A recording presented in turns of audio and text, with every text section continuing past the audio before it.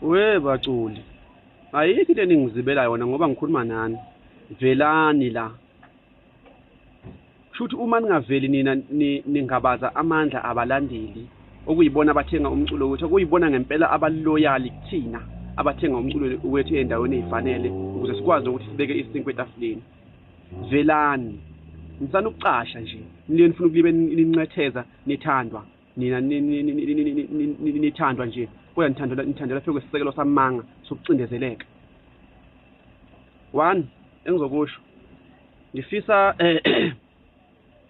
ake sivumeni sonke qala amandla kasiqiniseko kwaMvelasi. Sivume amandla kamhla ka1, sivume amandla kaMgibe, sivume amandla kaDubula. Ngeke ngibale nonke bafowethu nina enisimele kulomculo ngoba ngiyawakhohlwa amanye amagama kodwa mina ngikhoya la enkundleni ngihlezi ngibuka la ku TikTok and stuff oxaba kanjalo kuyale imali asinayo asinikwa imali sigida mahala la emicimbini. Ngifana ukuthula ke nina ngoba ngisho ukuthi ake nivele obala eke sitholeni isolution.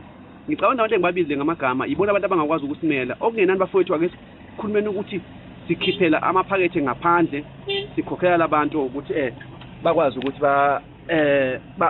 ngiyabonga bakwazi ukuthi basimele ikhulunywe lento uma kufanele kube nemeeting enkulu ibe khona imeeting babizwe nabo abahle bemicimbi babe khona bezositshela kahle even kwayibona labantu abama sponsors sikwazi ukuthi bathole abantu abangakwazi ukuthi basithole bonke lawo bantu bakhona khona ngoba abalandeli bethu manje bafundile bayakwazi ukuyicinga into baze bayithole abantu abalandeli bethu ngokweqiniso bomculo abathi umculo wethu bayakwazi ukuthi bamcinga umuntu bamthole babuye naye la basichazele ukuthi kwenzakalani thina salibe sa-understandiswa nje salibe simunye ukuthi siyahlonipha and stuff the-right asinawo umsindo sithweleni ungathula uzufe nje hayi bafethu ngeke vela nobala ayikhulunywe lento safa indlala imizi yobaba